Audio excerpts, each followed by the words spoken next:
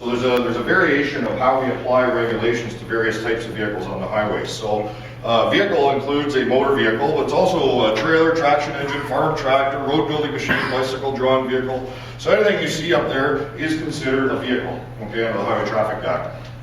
When you get into motor vehicle, it narrows it down considerably, okay? So when you're talking a motor vehicle, it narrows it down to automobiles, motorcycles, vehicles that are driven other than muscular power. But there's a lot of things that motor vehicles are not, okay? So when you look at what a motor vehicle is not, it opens up a whole variety of different types of vehicles, as you can see. So the ones that I want to discuss primarily today is your farm tractors and self-propelled implements of husbandry that you see driving down the road, your combines, swathers, that sort of thing that you see on the road. Trailers I also want to touch on as well. Obviously, that's a big part of the farming community. You're pulling trailers, pulling all sorts of different things on the highway. They are a vehicle as well. They're drawn by a motor vehicle. That's a key part of this. So is the motor vehicle pulling the trailer and put it in the game as a trailer, or is it a vehicle of husbandry? So that's what we need to discuss. And is it on a highway? Because that's really the only time the regulation is going to apply under the Highway Traffic Act, if it's actually on a highway. So the trailer, there's a number of things that trailers are not. You can kind of see what I'm talking about there. A couple things, your wood chippers. Basically, if the tool that you're pulling, or say a wood chipper, a welder, air compressors, all sorts of things, if the actual tool is mounted with wheels, it is not a trailer. Okay, it's an apparatus, it's a device, it could be a number of other things, but it's not a trailer, okay? If you put that tool onto a vehicle and now you're pulling it down the road, now it's a trailer that's actually carrying the load. Okay, so if you can kind of think of it in those terms, you shouldn't go wrong. Farm tractor. Okay, so it's a self-propelled vehicle designed and used primarily, and that's an important part, as farm implement for drawing plows, mowing machines, other implements, so husbandry, not designed for carrying a load, okay? So there's a number of things that talks about, and give you an example of where we ran into some issues with this type of a thing. A number of years ago, there was a company, they were an aggregate company. They had a fleet of 5 supposed farm tractors, and they had dump trailers. And there's absolutely no farming business going on with that operation whatsoever. What they were doing is, well, the contract they had, they were hauling out of an old factory in downtown Waterloo, reclaimed concrete, debris, gravel, and they're hauling it and dumping it. And what do they not need at that point, or what they're trying to skirt? The regulations, right? It costs money, they have to do safeties and everything else on their vehicles, so they're trying to save their farm vehicles hauling aggregate. Wasn't the case. The problem we had, they're running slow-moving vehicles, and we'll get into some of the other regulations, but the problem they had was that there was no farming going on with that vehicle. It put them in the game as a commercial vehicle, okay, because of what they were being used for. So in that case, it was not primarily being used for farm purposes. So you can kind of see how you apply the regulations to the highway. Self-propelled implements of husbandry, you can kind of see the types of things we're talking about.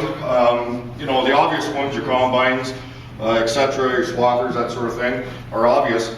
Some of the ones that aren't so obvious are, you can see at the bottom, we have converted type vehicles. Okay, you have to be cognizant of how the conversion is done and what it's being used for. An example of that would be, I buy a feed truck from a feed company, etc., now I want to use it for my farm to haul grain, whatever. So we see it all the time. You put a slow-moving vehicle sign in the back of the truck, start driving down the road. How is it a farm implement of husbandry? It's a commercial vehicle. It was when I purchased it. It still is being operated on the road. The converse side of that is, we'll use the one at the bottom, for instance. The school bus, okay, he's chopped the back off of it, and he's using it now specifically for hauling bales or hay or something like that. Pigs, you see them guys are using old buses for hauling pigs and other animals. That type of thing. You're using it for slow-moving purposes going down the road. Okay, you can say that it's been permanently converted for that use. The sprayer, another thing on the back there, right? The guy's got flotation tires on, he's permanently put a spraying unit on that, and now he's using it for nothing else other than spraying fields. Okay, we'll give him that. Okay, so you can see how it's been permanently converted for that purpose. Okay.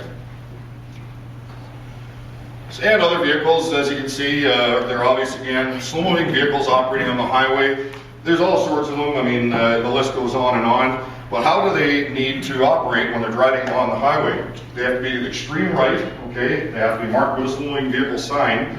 They have to remain under 40 kilometers per hour. They have to be to as far right to allow a faster vehicle to pass, okay? And there's our slow-moving vehicle sign. Again, the big thing with these are cannot exceed 40 kilometers per hour, okay? And so your farm tractors, implements of husbandry, that sort of thing, have to be marked on the rearmost vehicle with that sign, okay? So it's the one obviously for vehicles coming up behind you so they can see. Again, I don't have it here, but at nighttime, you have to also have lighting. It has to be marked with proper red lighting in the back to mark the load as well, and signals. Mike? Yes? Extreme right. That still means on the paved road or on the shoulder? Okay, if you can get over onto the shoulder, okay, that's where you need to be, okay? So if there's no shoulder, then you're gonna be on the roadway, okay? So again, but it's as far right as possible. And think about safety too. I mean, you got a soft shoulder, something like that, and you're carrying or driving down the road with a load of hay, grain, whatever. Yeah, you're not gonna get over, it's not safe to do that. You're gonna have to be on the as far right on the roadway, the travel portion of the road as possible, okay? It is legal to drive on the shoulder? Yes, you can drive on the shoulder with the vehicle, as long as you're over, and again, safety, you're not obviously knocking mailboxes and everything else, you can only get over so far, but you have to be over as far as you can to the right to allow a faster vehicle to pass. Yes? I remember vividly reading to use the traveling part of the highway. I don't know what's in that. First, slow-moving vehicles, it Yes. says in the regulations, to use the traveling part of the highway. Well, the highway, when you look at what's the highway, and I have it in here, actually, I put it out or took it out of the presentation for today because of time. The highway is property line to property line, so fence line to fence line. That's highway, definition. So it includes the ditch, it includes everything. In the city, it's the sidewalk to sidewalk, storefront to storefront, okay? So when you're thinking highway, that's what you're thinking. Roadway is the actual roadway that you're traveling on. In paved road, it'd be the travel portion of the road. Okay, so if you can think of it in those terms, the shoulder is still part of the highway. Okay? Warren? Who determines how far to the right you can safely travel? Does the operator of the equipment or the policeman that pulls you over? Well, you do. Because, I mean, if you got a shoulder that is potentially soft, or this time of year you got gouges, etc., your runoff, big, ditches and whatnot where the waters ran, you can't be over there. Obviously, you're going to roll your vehicle. So if you're over as far as you can on the travel portion of the road, and it happens to be you're taking up most of the lane in that portion of the roadway, it is what it is. Okay, so you have to be able to, when you're operating the vehicle down the road, you have to determine what's safe and how far over that safety lane gives you. Okay? So when that operator of the motor vehicle comes up and passes you with half of their vehicle straddling the yellow line and a vehicle coming the other way, and the guy that passes you gives you the finger, tells you to get the fuck in the ditch. Like where do we stand on that? And we get that. Where do you stand is you're operating your vehicle properly, so if somebody coming up behind you decides, or there's an oncoming car, and they decide to pull out with the oncoming car coming, and there's a collision, they're the one that's at fault. Okay? Well, you're given 5 fingers back. Yeah, no, I was just going to comment, that's, when we have people driving down the road, if it's busy, we tell them hog the road, because if you go over and you give them half the road, they're always passing on to traffic, always. Yeah. It's Well, again, you know, for a slow-moving vehicle, it doesn't matter if it's a bicycle, a horse and buggy, a tractor pulling something, you have to be over to the right as far as you can safely.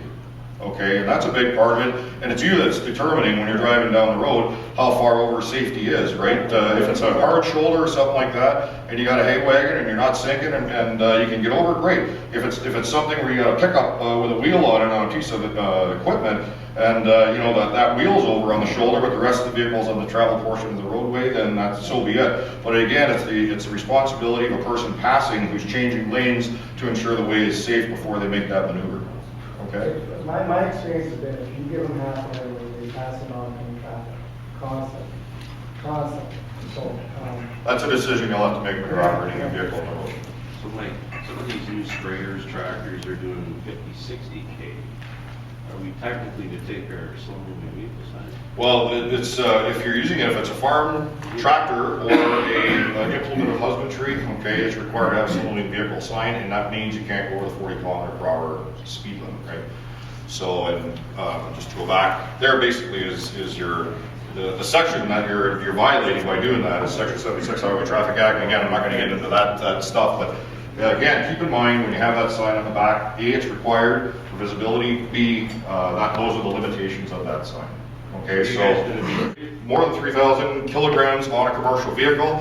They're used for uncompensated transportation of farm products, supplies, equipment, or compensated transportation, okay, in the months of September to November, and personal use. So you can drive personal use, no problem with farm plates as well. So a little bit of I'll give you a scenario. Your farm plated vehicle that you have, and say this time of year, you take a load of cattle to the stockyards with your farm plated truck, and you drop them off, and they're your cattle. You drop them off. So far, so good. You're with me? Okay, so now you drop them off. You sold your cattle. That's part of your farming operation. Now you got a guy that says, hey, Mike, can you go over with your farm plated truck and pick up 6 skids of fertilizer for me? I'll pay $100 and drop off at my farm for me. Okay? Compensated use, okay? It's not for farm purpose, it's not your primary farm products. Okay, you're now in violation of that farm plate. Okay, so now you need just a straight commercial plate for operating with that compensated load on the highway. Okay, so now you're just a straight commercial vehicle. Okay, does everybody see the difference there? Okay, so again, keep that in mind. The months of September to November, no problem. You're hauling grain, and that's why that exemption's in there for harvest season, that sort of thing. You can use the farm plates for compensated purposes on the highway. Okay. So when we're dealing with commercial vehicles, pickup truck is a commercial vehicle as in any other. Okay, there's 3 types of weights that we talk about. There's a registered gross weight, which is the weight on your permit for your plates. You register that at the Service Ontario, and it's designed for what you use that vehicle for. Gross weight is when you roll on the scales. It's the gross weight of the vehicle transferred to the axles to the roadway. Okay, and the other weight we talk about is manufacturer gross vehicle weight rating, which is on the B pillar. It's a federal certification label on your door or whatever it is, wherever it's mounted. On the trailer, it's usually front left corner. Okay, so those are the 3 types of weights we deal with when we're talking about commercial vehicles. Okay, registered gross weight, what this section says is you cannot exceed the registered weight of your permit that you have for that vehicle you're operating on the road. Okay, and that's including load, driver, occupants of the vehicle, weight of the trailer, weight of the truck, that whole unit transferred to the roadway. Okay, so there's basically an example. So here the truck, put him on the scales, he's 13,000 kgs, but he's only registered for 12,000 kgs, he's in violation of 1,000 kilograms on that plate. Okay, so again, some things you have to keep in mind as you go. Gross weight, again, this is basically, we just talked about that. It's the weight of the truck, trailer, load, occupants, everything else on the road. What the thing to keep in mind with this is, it speaks to the trailer weight, okay? And this is very, very important. The trailer weight, if it's 2,800 kgs or under, you don't add it to the weight of the vehicle. Okay, so it's like it's not there.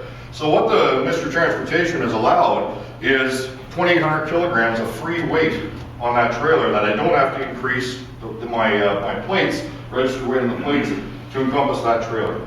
Okay, so that's what that's saying. So an example of that here, we have a trailer we're pulling. In this case, it's a horse trailer behind our truck. Okay, the truck weight, and this is gross weight on the scale. Okay, the weight of the truck is 3,000 kgs. The weight of the trailer is 3,000 kgs when you weigh it separately. Okay, so you pull on the scales, you've weighed both vehicles independent of one another.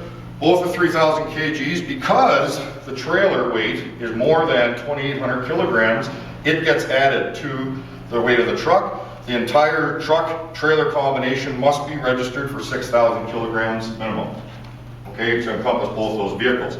The other side of that coin, okay, here we have the same truck, okay, it's the gross weight is 3,000 kgs. The trailer only weighs 2,500 kgs, okay, that trailer weight now is like it doesn't exist for the purposes of total combination weight of the vehicle. So if I have my truck registered plates of 3,000 kgs in this example, okay, and I'm pulling that trailer and it only weighs 2,500, I'm allowed to do that, I'm totally legal. Okay, because my truck, it's got a registered weight on the plates of 3,000 kgs, my truck weight is 3,000, so I haven't violated that. The trailer, because it's not over 2,800 kgs, okay, it doesn't get added, therefore I can pull that trailer legally with that truck, and I haven't committed any violation there. Okay, so far so good. Okay, so we'll get into CVOR. It's a commercial vehicle operator's registration. Some of you may have one already, some of you may not. We're going to get into when a vehicle is required to have it, when they're not, okay? So, under the Highway Traffic Act, Section 16, no person shall drive or operate. An operator is the owner of the vehicle, the driver is the driver, okay? And that, sometimes that might be one and the same. Sometimes if you work for somebody else, okay, it's two separate entities. Okay, so no person shall drive or operate a commercial vehicle on a highway unless the operator is a holder of a valid CVOR, okay? And we're going to tell you when that's required. Okay, so with that, we throw in commercial vehicle. Okay, what is a commercial vehicle? Commercial motor vehicle means a motor vehicle having a permanent attached to their body. Okay, delivery body includes ambulances, hearse, everything else. So your pickup truck is a commercial vehicle. So when you look at the permit of your pickup truck, it says COM on the top of that permit. It's commercial. Okay, it's black and white plate. Okay, that's where it falls into that commercial vehicle definition. It's because of that reason. Okay, so now we look at it's a commercial vehicle for that purpose, but when does it require a CVOR?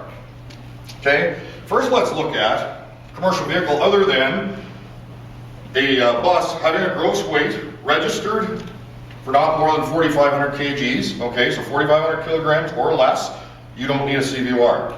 Okay. Or an ambulance, fire apparatus, hearse, casket wagon, and there's a number of other vehicles, as you can see in here. Tow trucks are going to be soon losing that exemption, probably in the next 6 months. And pickup trucks, we're going to talk about, they have a specific personal use exemption as well.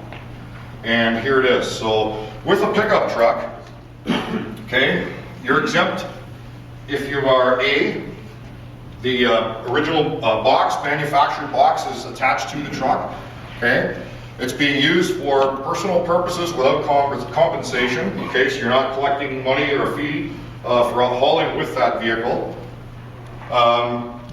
It's not carrying or towing a trailer that's normally used for hauling cargo, tools, equipment for commercial purposes.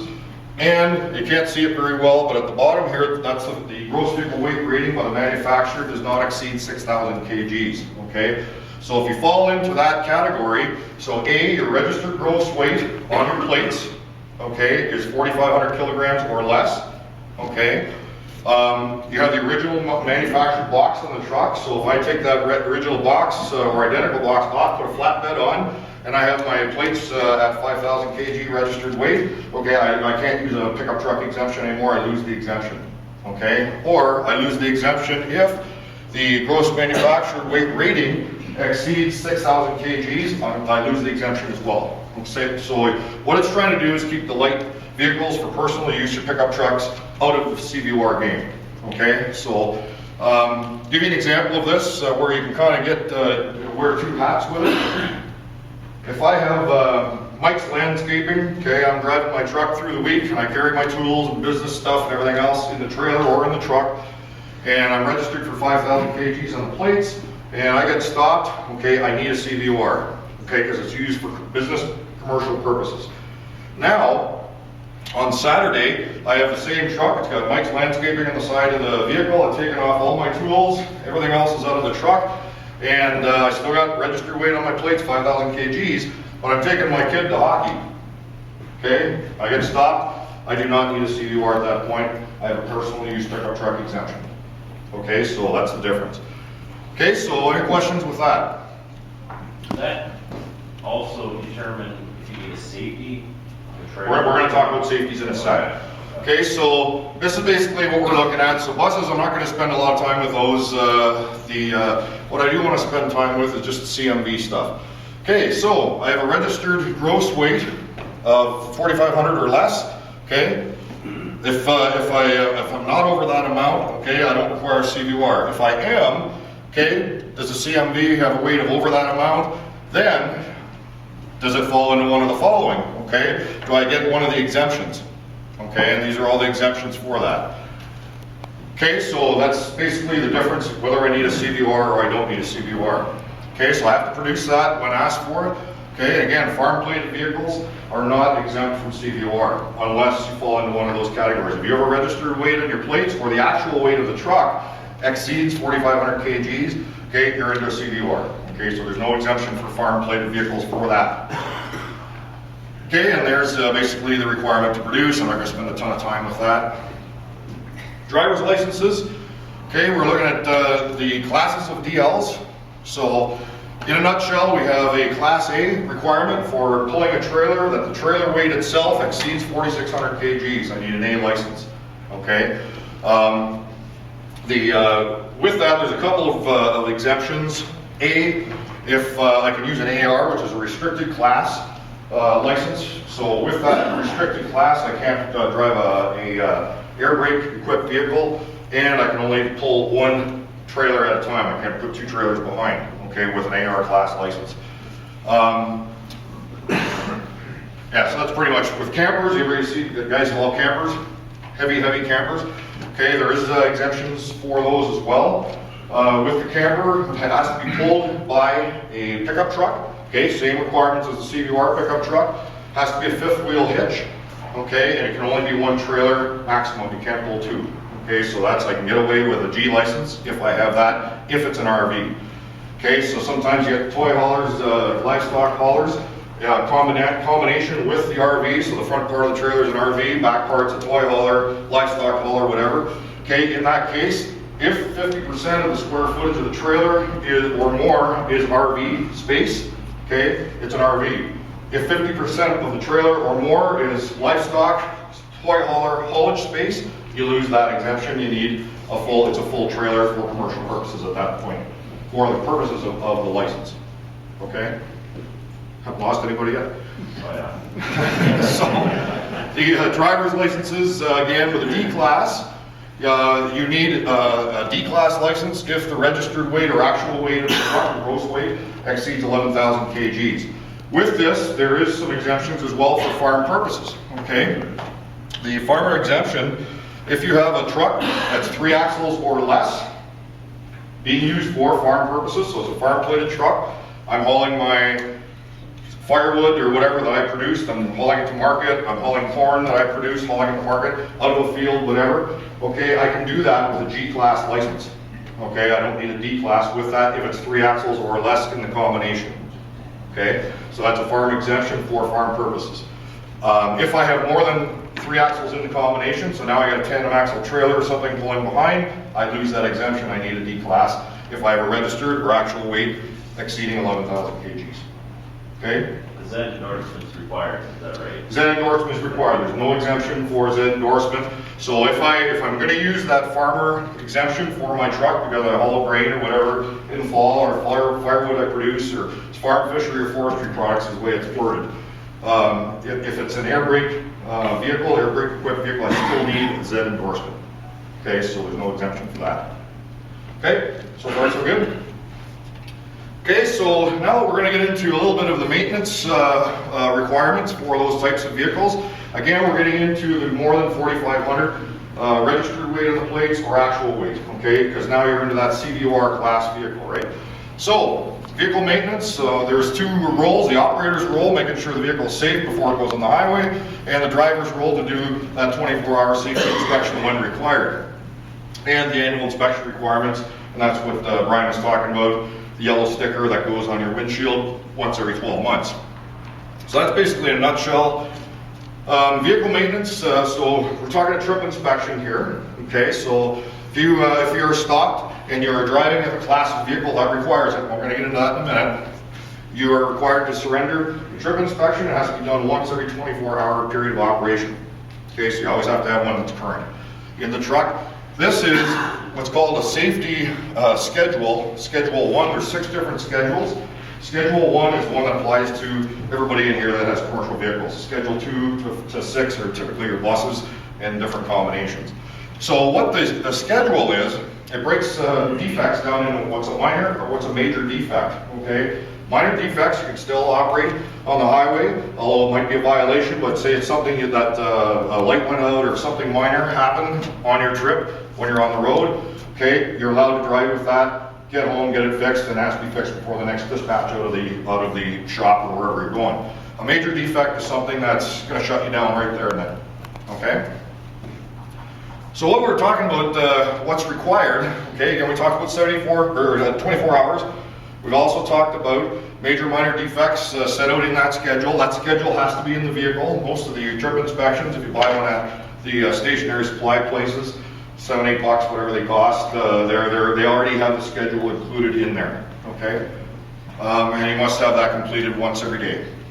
Here's what's required on the trip inspection, okay? So I'm not going to go through them item by item out of time, but again, it's required. Everything that's listed there is required on a trip inspection. And again, that's already laid out in your trip inspection booklet. Yes? If Fred does the inspection in the morning and I get in the truck 2 hours later, do I have to do another inspection? No. You just basically sign that he's done it at that time. That's good for the next 24 hours. So yeah, you can have somebody out do the inspection. That's not a problem. So that's as long as there's a current one in the truck. Okay, so basically what I just talked about, here's where it breaks it down. Okay, so you don't have any defects, you're able to drive obviously. Minor defects, you record them, okay, and you follow whatever your policy is for your company, and you complete it, again, once every day. If you have a major defect, you record it, you have to stop right there, get it repaired before you go on the road. Okay, so that's basically the difference between those. Exemptions, okay, so again, not having a trip inspection, there's exemptions to that as well. Emergency vehicles responding to an emergency. We had a number of those during the ice storms in Quebec where we had a lot of Ontario vehicles heading down there to assist. They were exempt from doing a trip inspection. They're on their way to emergency. Commercial vehicle providing relief, disaster relief. So again, a type of an emergency again, they are exempt from a trip inspection. Or farmers driving a 2 or 3 axle truck. So anything with 3 axles or less, you are exempt from a trip inspection. Okay? Is that to say you can drive around with an unsafe vehicle on the road? Absolutely not. But you don't have to carry the trip inspection if you're driving that class of vehicle that would otherwise require it. So here we're talking about a 2 or 3 axle truck, drawing a trailer, primary use for transport, primary farm, forest, sea products. Okay? And again, it's the driver or owner, it's the owner is the operator of the vehicle.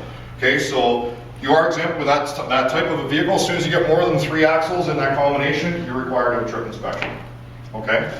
So far so good? What is the distance of that? There's no distance with a trip inspection. You could drive out your laneway and get down to the next concession, and if you don't have it done, there's a violation. Okay? It's not like hours of work or a logbook. Totally different animal. Okay? And I took hours of work out of this just out of, in the essence of time, but the logbook is 160 kilometer radius of where you leave and return from on a daily basis. A mechanic, okay, within 30 kilometers, doing a repair, and again, he has to be certified under the Apprenticeship Act, the College of Trades. And then there's we talked about the RV, okay, again, it's a square footage comes into play. If you have more than 50% of the trailer is RV, it gets the RV exemption. Okay, if it's less than that, you lose it. Okay, so that's the difference with those. And there's your offense sections. Okay, so it can be a hefty fine if you don't have that done and you're not falling into one of the exemptions. Okay, so last I want to talk about quickly, inspections, annual inspections. Okay, so everybody's seen these on your trucks. When do I require them? First and foremost, you have a vehicle driving down the road again that's got a combination weight total of more than 4,500 kilograms. Okay, so don't get this confused with CVR or anything else. It's a totally different animal. Okay, so with this, okay, so if the total combination exceeds 4,500 kgs, you need an annual inspection in every vehicle in that combination. Okay, so every trailer or converter dolly, if you have a set of B-trains, they're a converter dolly or A-trains rather, that's a steer axle, that requires a separate one on its own. Okay. Okay, so what are prescribed vehicles? Again, we have the commercial vehicle definition, we talked about that already. So that is what it refers to as far as requiring an annual inspection. So again, requirements, we talked about the 3 types of weights. This is the only requirement that brings in gross vehicle weight rating from the manufacturer as far as being in the game for requiring annuals. So if A, my plate, registered weight on the plates is more than 4,500, or the actual weight of the combination of vehicles, gross weight is more than 4,500 kilograms, or the manufacturer's gross vehicle weight rating on the door and on the trailer added together is more than 4,500 kilograms, I need annuals in every vehicle in that combination. Okay, so far so good. The only exemption is RVs. Okay, so if you're in a combination with a camper, an RV, either a trailer or carrying one on your truck, at that point you're exempt from annual inspection. Okay, so far so good. Okay, so with this, we don't add apples and oranges. We don't add gross weight to gross vehicle weight rating, 2 separate animals, okay? We use gross vehicle weight rating total, okay? If that doesn't bring us into the game for an annual inspection, we use registered gross weight on your plates. If you're under 4,500 kilograms with that, does your gross weight between the trailer and truck total more than 4,500 kilograms? If that doesn't total more than 4,500, you don't need annuals. Okay, so if everything in that combination is under 4,500, you don't need an annual inspection. If it's over, you do. Okay, so 4,500 kgs is the magic number, as you can see. So just a couple of examples here I'm going to whip through with you. So here we have, and a device is what an annual inspection is referred to in the Highway Traffic Act, so don't get hung up on that. But here we have truck gross weight is 4,200 kilograms on the scales. Okay, the registered gross weight on the plate is 4,000 kgs. The manufacturer gross vehicle weight rating on the door of the truck is 3,500 kgs. Do I need an annual?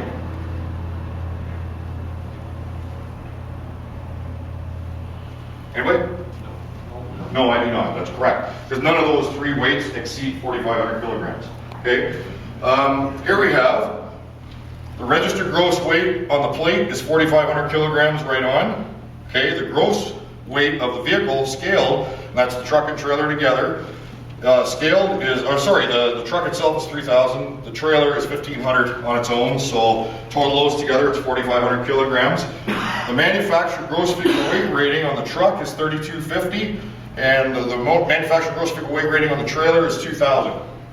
Do I need annuals? Yes. Why? Because you're over on gross.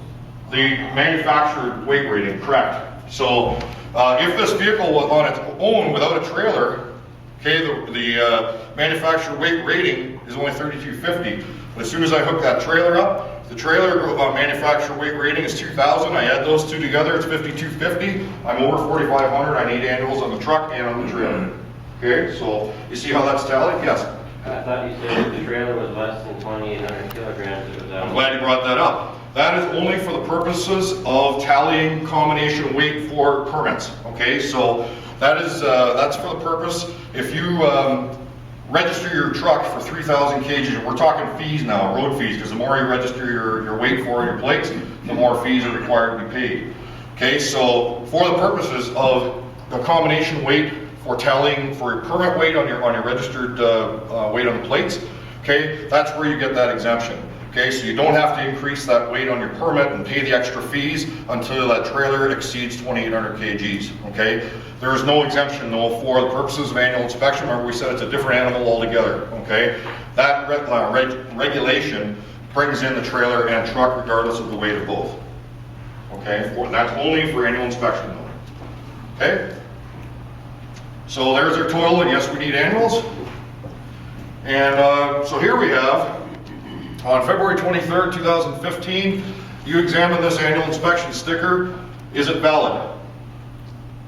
Okay, so you look at it this past February 23rd of this year, okay? These are stamped January 2014, okay, and that's when it's inspected by the mechanic. Okay, so with an annual inspection, it is good to the end of the following year of that month it was inspected. Okay, so unlike your birthday or val tag on your plates, where it expires on your birthday, you get one of these done, and I can actually get 13 months out of an annual inspection if I'm smart about it. So technically, if I can get my inspection done on January 1st, it's good till the end of January of the following year. So I can get an extra month out of it. Okay, so it's a way you can kind of get a little bit of a break on the fee for that inspection. Okay, so with this one, you have a look at this sticker, and it's stamped January 2014. When's it good till? End of January 2015, so that's an expired annual the way it says right there. Okay. Here's one, you inspect it today, March 26, 2015. Examine, is it valid? So it's stamped here April of 2014, it was inspected last year, so it's good till when? End of April, right, of this year, so that's a good one. Okay, so that's the way you read those. Now we put it all together, what do we need? Again, this vehicle, is the vehicle in violation of our gross weight being overloaded on the permit? So our registered gross weight on the plates, is it in violation of that? Okay, so we have registered gross weight on the plates, 4,000 kgs. You scale it, gross weight is 4,600 kgs on the scale, and the manufactured gross vehicle weight rating is 6,100, which is a red herring, don't even worry about that for purposes of this section. Okay, it's the first two that we're looking at. You're in violation, yes, somebody say yes? Yes, you are, okay? Because it's 600 kgs over your registered gross weight on the plates. Okay, so you've overloaded for what you've registered the truck for. Okay, so yes, you're in violation by that amount. Okay, here's another one. Does it require CVR? Okay, so registered gross weight's 4,000 kgs. So on the plates, do I need a CVR with just the registered gross weight on my permit? No, I don't. Okay, but I've scaled it now, and now its gross weight is more than 4,500 kgs. I'm in the game for CVR, unless I fall into one of the exemptions. Okay, and again with CVR, don't even bring that into play. It's got nothing to do with CVR. Okay, the manufacturer weight rating on the door, nothing to do with it. Okay, so we need a CVR with that. One. Okay, are we in violation the way it sits with being over our permit weight? Okay, so here we have registered gross weight 4,500 right on. Okay, our actual gross weight of the truck is 4,400. Our gross weight of the trailer is 2,500, and our manufacturer gross vehicle weight rating of both doesn't come into play because we're talking permit weight now. Am I in violation of the permit weight the way I sit? So I'm registered for 4,500 kilograms right on the plates. So have a look at that, and who says I'm in violation? Who says no? Yeah, you're right, it's not. Because, why? We just talked about it. Trailer does not exceed what weight? 2,800, right? So you're allowed to carry that load, no problem. You don't need to increase your permit weight on your load. So you're not in violation there. Okay, so covers that scenario. Does it require CVR? CVR only applies to the power unit, just a side note on that as well. So if the registered weight on the plates is only at 4,500, I haven't exceeded that, do I need a CVR? No, I don't. Okay, gross weight on the truck, the power unit, is only 4,400. I haven't exceeded 4,500 with the power unit weight. Don't need a CVR on that either. And again, we talked about manufacturer weight rating, doesn't come into the game at all with CVR. Okay, so again, do I need a CVR? No, I do not.